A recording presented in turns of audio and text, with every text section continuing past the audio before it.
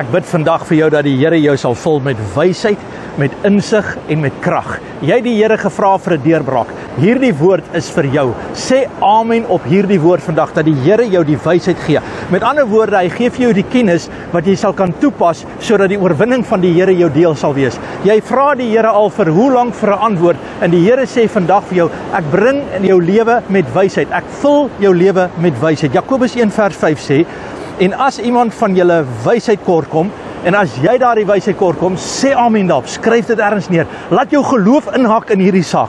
Dan sê hy, laat hom dit van God bid, wat aan almal eenvoudig en sonder verwyd gee, en dit sal hom gegee word.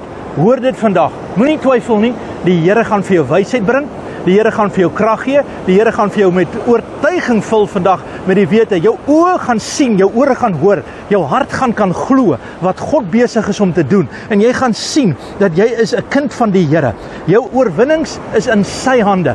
Jy hoef nie meer in die stryd te wees nie, jy hoef nie meer eensaam te wees nie. Wanneer jy glo en wanneer jy amen sê op hierdie saak, vul die Here jou met wysheid. Die vyyandsmagte gaan breek, want die Here gee vir jou die kennis om dit toe te pas, sodat jy oorwinning op oorwinning sal kry, want Jesus Christus is jou bron, hy is jou antwoord en hy is jou deurbraak. So prys die naam van die Here vandag, maak sy naam groot vandag, loof hom vandag, staan terug, moenie laat ander mense jou dinge vertel nie. Hoor wat sê die Here van jou. Jy is God se antwoord, jy is God se bron, jy is God se lig vandag, en God se wysheid sien vandag die hele prentjie raak.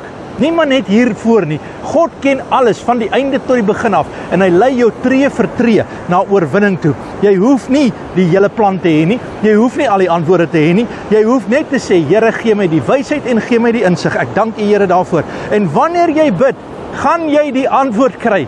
Glo dit, die Here sê jou geloof is kragtig vandag. Dit staan sterk op. Ek staan saam met jou, ek stem saam met jou. Ek vat saam met jou hande teen jou vyande, vyande van eensaamheid, siekte, pyn en hartseer. Die Here gee vir jou oorwinning vandag, want jy is syne, hy gee vir jou wysheid. Vader, in Jesus naam dank ek U vir die oorwinning. Ek dank U, Here, vir die deurbraak. Ek dank U, Here, vir die guns, en ek dank U, Here, op hierdie oomblik dat daar bo-natuurlike wysheid kom in die naam van Jesus vir jou.